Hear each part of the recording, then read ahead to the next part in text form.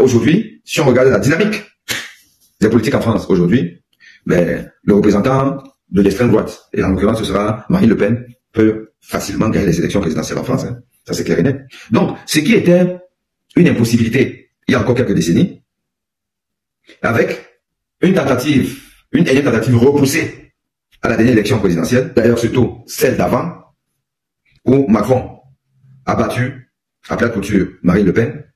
Mais battu pourquoi? Parce que Macron c'était aussi un tout nouveau, vous savez en France, hein, c'est un peu comme partout, on aime le messianisme. Il est nouveau, il est beau, il parle bien, voilà, il avait le vent en poupe, donc il a fait la razzia.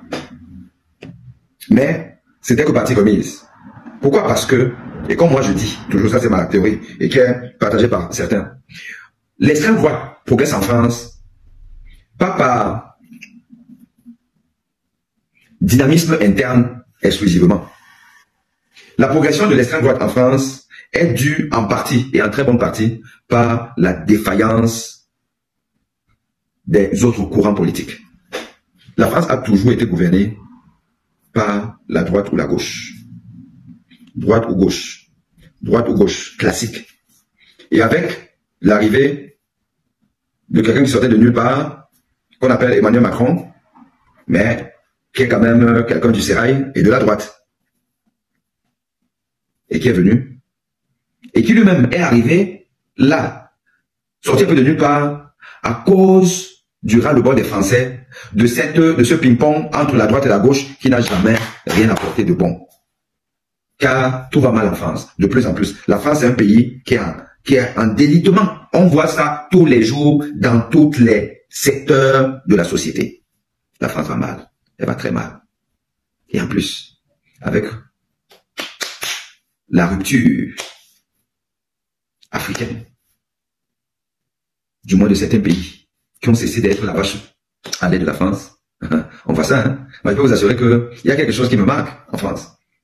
Là, quand on n'est même pas encore à l'été, mais l'hiver est fini, on est à l'automne, ben, on tend déjà vers, ben, bon, il fait quand même encore froid, l'eau encore froide. Dans tous les terrains publics, les salles, les complexes, où on joue, nous pendant les vétérans, on joue les dimanches, et après vous partez, prendre votre douche parce que vous avez des vestiaires et tout. Je vous assure que on coupe l'eau, hein, l'eau chaude. L'eau chaude est coupée. Tu vas te laver avec l'eau froide contraint forcé. Si ce n'était pas le cas, il y a encore quelques années. Cette histoire que vous entendez, que le Niger, machin, l'uranium, je sais pas comment on appelle, la société qui gère l'uranium à Dakar, remplacer Arriva et tout ça là. Quand on vous dit là que c'est chaud sur la France, c'est pas une vue d'esprit, hein, c'est la réalité. L'énergie est rationnée. Dans les lieux publics, comme les complexes sportifs qui sont gérés par les mairies. Non, on coupe. Il n'y a plus d'eau chaude. Donc c'est vous dire que la France rentre hors nano. Ah bon, c'est ça? J'ai oublié un peu le nom de cette entreprise-là. Si tu dis hors nano, mais le nom hors nano ne me dit pas grand-chose. Mais bon, donc c'est pour vous dire que la France rentre dans une récession. Je vais bien mon regard et je vais vous expliquer mon raisonnement pourquoi je dis que Orano, c'est ça. Bon, ok. Pour dire que l'arrivée des l'extrême droite, honnêtement, ça n'a une aubaine pour nous les Africains. Donc, la défaillance des politiques en place, des partis classiques, qui prennent le pouvoir juste pour s'enrichir personnellement, pour bouffer, pour se servir. Parce qu'il faut penser que le pouvoir n'est pas secret que pour le noir. Hein. On a appris ça chez ces anciens. Les privilèges. Ils aiment ça. Un peu de tapage là, un peu de machin, tout là. Alors que c'est une société qui est fondamentalement discriminante. La discrimination raciale, elle est consubstantielle à la société française. Pour parler de la France. Le racisme, il est parfois subtil, parfois il est criard partout. Le rejet de l'autre, le rejet des minorités visibles et tout ça, c'est le quotidien. Le Parti socialiste qui semble, pendant des décennies, les Africains, c'est ça que je pour les Africains, comment on ne veut pas réfléchir? C'est que l'Africain a tellement été habitué au fouet, qui ne veut pas réfléchir. La plupart des Africains ont toujours voté pour le Parti socialiste. En pensant que le socialisme, ben, on est là, les cités, ben, on nous donne un peu, les communistes et les socialistes. Les Africains ont toujours voté pour eux.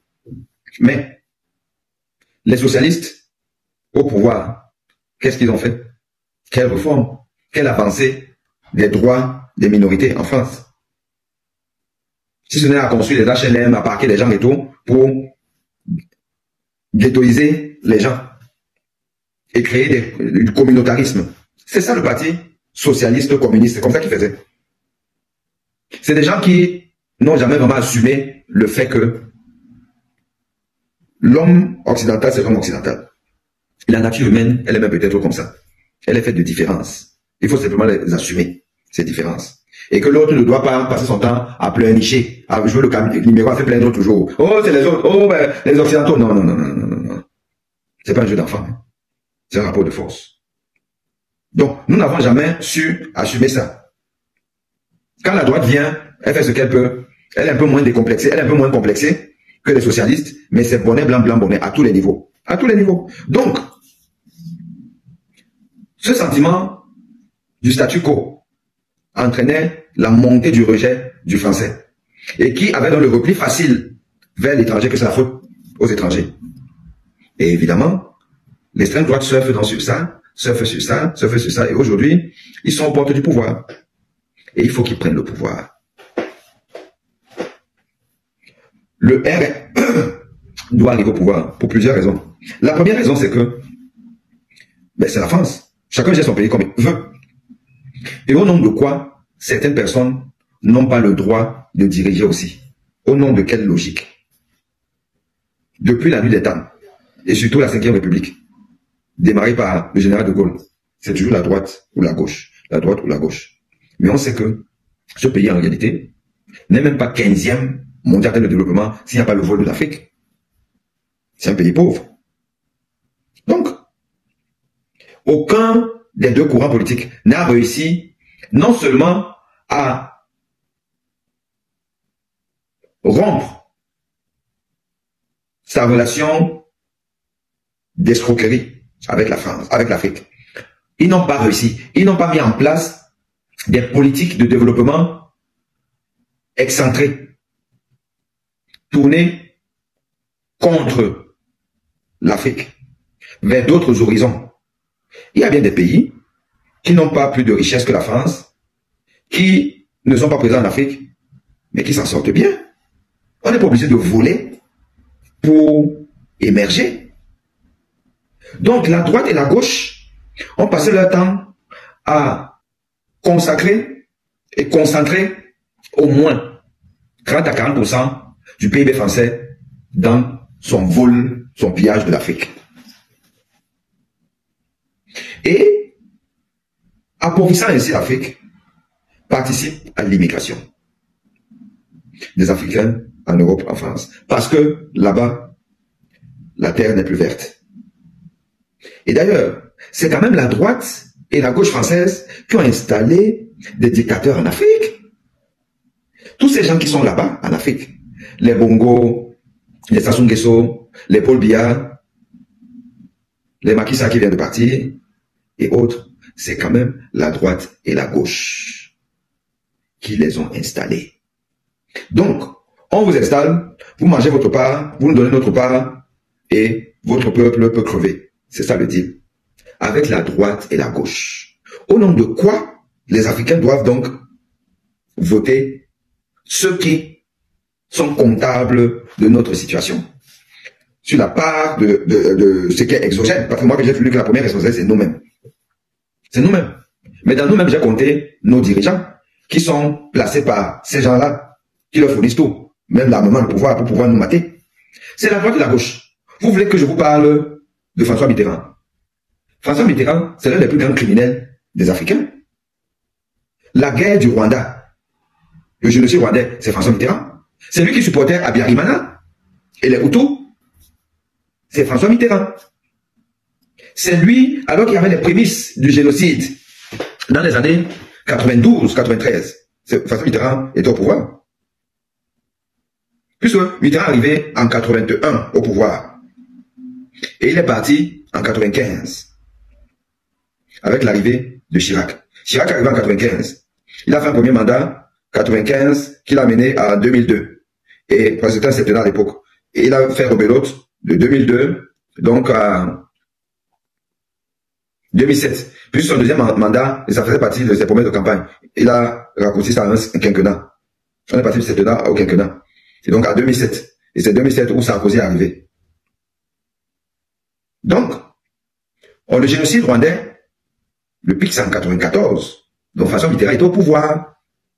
Habyarimana, c'était son pote. Et il a fermé les yeux sur toutes les exactions des Hutus sur les Tutsis. Même quand on lui disait, même sa représentation militaire au Rwanda, il disait attention, l'affaire s'y va chauffer. L'affaire s'y va chauffer. François Mitterrand fermait les yeux. C'est un socialiste, hein.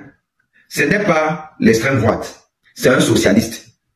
La plupart des Africains en France ont toujours voté les socialistes.